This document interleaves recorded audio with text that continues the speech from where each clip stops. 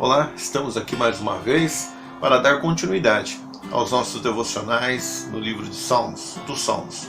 Então abra a sua Bíblia no Salmo 11 e vamos fazer a leitura dele. Salmo 11.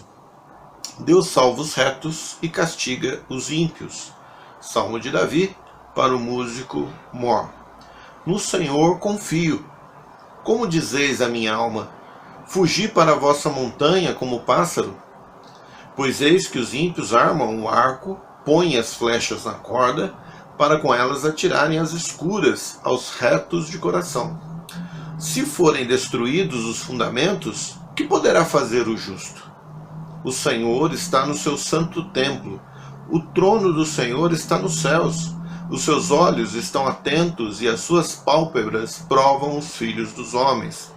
O Senhor prova os justos, porém ao ímpio e ao que ama a violência odeia a sua alma. Sobre os ímpios fará chover laços, fogo, enxofre e vento tempestuoso.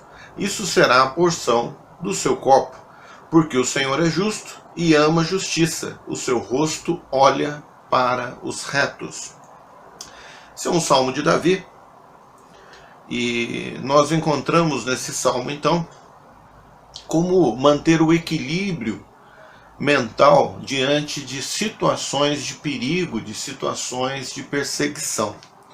Algumas informações que nós precisamos, primeiramente, considerar nesse salmo é que, mais uma vez, o autor é Davi. Mais uma vez, esse salmo é composto para ser utilizado na adoração do templo. Está aí que é um salmo para o músico Mor, para o diretor de música. E nós temos uma dificuldade em encontrar qual é o contexto exato desse salmo, em que ponto da vida de Davi que ele teria escrito. Porém, nós sabemos com certeza de que era uma circunstância de perigo, de perseguição. E ele, então, nessa situação de perseguição, ele busca trazer a sua mente, centrar a sua mente naquilo que realmente ele deveria fazer, naquilo que ele deveria, com aquilo que ele deveria verdadeiramente se preocupar, qual o comportamento que ele deveria ter. Quando nós pensamos em Davi, Davi era um homem como qualquer um de nós. Ele era um ser humano como qualquer um de nós. Davi era um ser, assim como nós somos, um ser emocional, um ser dotado de emoções. E ser dotado de emoções não é nada ruim, não é errado, pois foi Deus que nos fez assim, com a capacidade de nós termos sentimentos, e temos sentimentos, exercemos os nossos sentimentos todos os dias, a todo momento.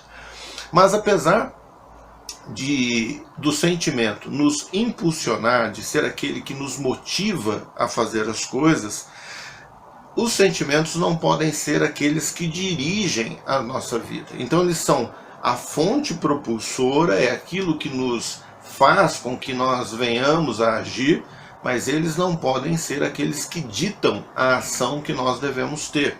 E esse é o cuidado que nós devemos, então, sempre prestarmos atenção e tomarmos esse cuidado em nossa vida. Assim, o equilíbrio é necessário.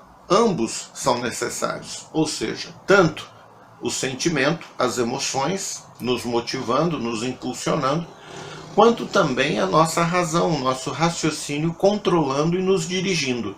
Se ambos estiverem cada qual fazendo o seu papel, nós teremos o equilíbrio necessário para agirmos de forma correta. Em especial nós que somos cristãos.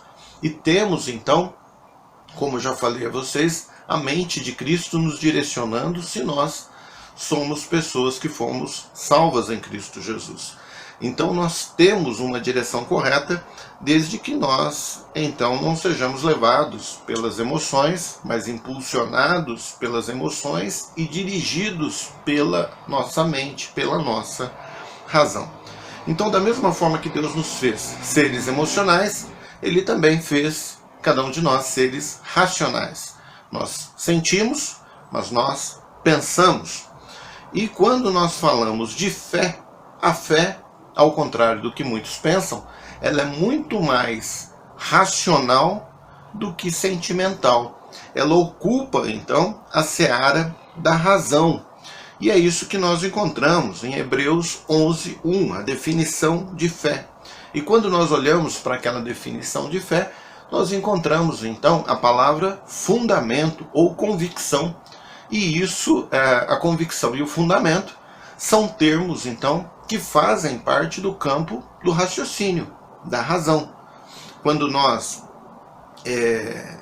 temos a certeza de alguma coisa, é porque nós raciocinamos e compreendemos que aquilo ali é verdade, aquilo é real, apesar de muitas vezes sequer nós vermos. Então, quando nós falamos de crer em Cristo Jesus, crer na existência de Deus, nós não cremos na existência de Deus porque existem provas cientificamente repetidas mostrando que Deus existe. Não, não temos isso. Mas nós temos em nós a fé que Deus implantou em cada um de nós, e essa fé nos confirma que essa informação de Deus para nós, vinda pela palavra dele, é real, é verdadeira. Então nós já partimos da certeza, da convicção de que a Bíblia é real. E se nós sabemos que a Bíblia é real, então isso é fruto da razão e já não mais da emoção. É uma convicção primeira que vem em nós de que isso é verdade, e com base nessa verdade, então nós raciocinamos e conseguimos ajuizar o que nós devemos fazer e o que nós não devemos fazer, o que é certo e o que é errado. Raciocínio, não emoção. E é isso que a gente precisa lembrar. Então, quando nós temos fé, quando nós raciocinamos crendo que algo é verdadeiro, nós conseguimos superar as emoções, nós conseguimos vencer as emoções, nós conseguimos controlar as emoções. Então, se você crê em algo, sua mente resistirá a qualquer fato que possa mexer com os seus sentimentos. E assim, nada, absolutamente nada, demoverá você de sua crença até que a razão, o raciocínio, apresente a você uma convicção maior do que aquela que você já tem. Mas se nós cremos em Deus e sabemos que Ele, então, gerou em nós uma fé que nos aponta a acreditar para aquilo que é verdadeiro, e acreditamos na palavra dele que é verdadeira, então certamente não existe uma convicção maior do que essa para nós, porque é algo que Deus gerou em nós. E tendo essa convicção, tendo essa certeza, tendo esse fundamento, essas verdades como verdades, mesmo que nós não as enxerguemos, mesmo que nós não possamos reproduzi-las em laboratório, ainda assim nós sabemos que essa é a realidade. E, portanto, nós cremos e agimos de acordo com ela, e não de acordo com aquilo que nós vemos e mexem com as nossas emoções. Veja que, quando nós falamos de emoções, nós falamos das coisas que nós vemos. Aquilo que nós enxergamos com os nossos olhos, que nós tocamos, é que movimenta os nossos sentimentos. Existe um ditado popular que diz que aquilo que o coração, que os olhos não veem, o coração não sente. É mais ou menos por aí, né? As coisas terrenas, as coisas que nós podemos tocar, que nós podemos enxergar, são as coisas que movimentam os nossos sentimentos. Mas a nossa razão, a nossa convicção, ela não é movimentada por isso. Ela é movimentada por algo além disso, o raciocínio, a concatenação de ideias, a coerência de informações, mesmo que nós não possamos vê-las, né? E dessa forma, então, que Davi, nós enxergamos Davi controlando as suas emoções aqui no Salmo 11. E nós tiramos, então, essa lição para nós, de como nós devemos agir diante dessas situações de perigo.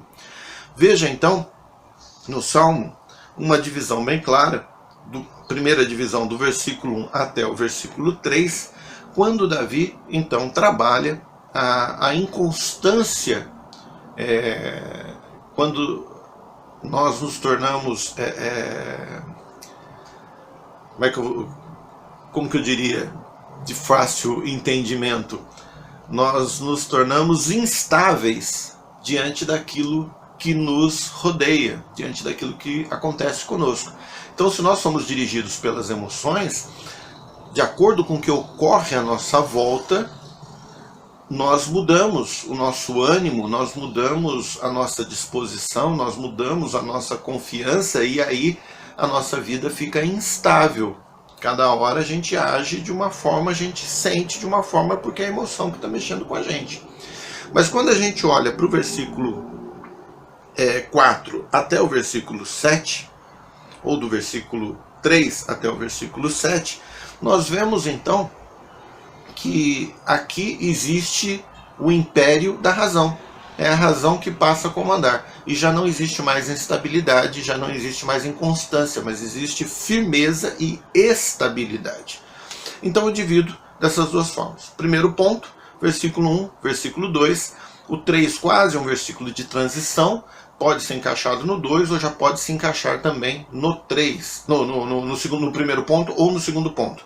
O segundo ponto vai então do versículo 3 ao 7 ou do 4 ao 7. Vamos adotar primeiro ponto do 1 ao 2, segundo ponto do 3 ao 7. Primeiro ponto, a inconstância imposta pelo sentimento. O ponto 2, a constância que resulta da convicção, da razão. Vamos lá então? Versículo 1. No Senhor confio. Como dizeis a minha alma, fugi para a vossa montanha como pássaro. Ou seja, Davi aqui afirma, eu confio no Senhor. Eu tenho convicção de que o Senhor é o meu refúgio. Então como que eu acabo dizendo para minha alma, as pessoas dizem para mim, eu acabo por vezes acreditando que eu devo fugir como pássaro? Então, se eu for pelos sentimentos, realmente eu devo fugir como um pássaro diante da perseguição. As pessoas querem me pegar, os inimigos querem me pegar, eu tenho que fugir para a montanha. Agora, se eu sei que o Senhor é o meu Deus, por que eu vou fugir? Então veja que existe ali um duplo pensamento que na verdade ele é conduzido pela emoção. A emoção gera essa dúvida. E se a razão não se sobrepor a ela, ela acaba dominando. E vem então toda aquela ansiedade, toda aquela, às vezes a depressão, às vezes o medo, o receio, ou então a vontade a raiva, a ira. Então tem que tomar cuidado. Foi perseguido. Lembre-se que a sua emoção vai agir contra a sua razão. E o versículo 2 diz o porquê que isso acontece. Veja o versículo 2. Pois eis que os ímpios armam o arco, põem as flechas na corda, para com elas atirarem as escuras, ou as escondidas, as ocultas, aos retos de coração. Então veja que os fatos, as circunstâncias que envolvem Davi, são circunstâncias realmente perigosas. Os homens estão querendo pegá-lo, estão querendo matá-lo, estão querendo dar cabo da vida dele. E ele sabe disso. Essa é a realidade que ele está vendo, que ele está enxergando, e essa realidade faz então com que seus sentimentos, suas emoções fiquem borbulhando e o impulsionam. E quando essas emoções nos impulsionam no momento do perigo, nós temos a tendência a fazer ter duas opções, ou seguir duas linhas de ação. Uma, nós corremos, fugimos do perigo. Outra, nós atacamos quem nos oferece perigo. Então, normalmente agimos dessas duas maneiras. Mas veja que, às vezes, nós precisamos de uma terceira linha de atuação. A melhor atuação não é correr, também não é atacar, talvez seja parar e esperar as coisas se desenrolarem mais um pouco. Se um leão se aproxima de você na selva, se você correr, você morre. Se você atacá-lo, provavelmente você morre. Se você ficar parado, talvez ele vá embora. E você preserve a sua vida. Então veja que as emoções empurram você a duas saídas apenas. Mas a razão, o raciocínio, coloca uma terceira saída, uma terceira possibilidade, muito mais inteligente, às vezes, e adequada à situação, de confiar em Deus e deixar que as coisas andem mais um pouco. Davi, vencido aqui o versículo 1 e o versículo 2, ele chega no versículo 3 e vem uma verdade muito grande, né, no versículo 3. Se forem destruídos os fundamentos, que poderá fazer o justo? Então, ali, ele como rei, se vier alguém e destruir todo o meu reinado, o que poderei eu fazer? Né? Eu não tenho como resistir a uma força maior do que a minha. E situações nas nossas vidas acontecem também dessa maneira. Ou seja, se vem uma dificuldade, se vem um problema que nós não temos condições de vencê-lo pelas nossas próprias forças, o que adianta nós ficarmos ansiosos? Do que adianta nós ficarmos preocupados? Não vai adiantar absolutamente nada. Agora, quando ele pensa nisso, né, então ele vê o perigo, esse perigo que ele está vendo, né, que está enxergando, mexe com suas emoções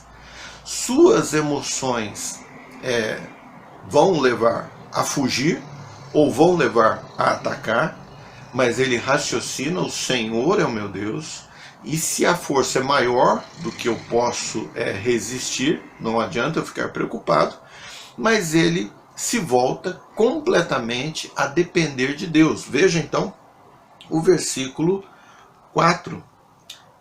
O Senhor está no seu santo templo. O trono do Senhor está nos céus. Ou seja, nenhum homem pode alcançar, atacar, né, o Senhor. E os seus olhos estão atentos e as suas pálpebras provam os filhos dos homens, examina os filhos dos homens. Então, Davi olha para as circunstâncias e fala, porque estão oferecendo perigo para mim, estão querendo me matar, eu não vou fugir. Também nesse momento eu não vou atacá-los, porque talvez a força seja até maior do que a minha. O que eu vou fazer agora? Aguardar no Senhor. Por quê? Porque eu estou certo de que eu tenho levado uma vida justa diante dele. E que nada foge do poder de Deus e do exame de Deus. Deus está nos céus. Deus está no seu trono. Deus está reinando. E Ele está vendo tudo o que está acontecendo.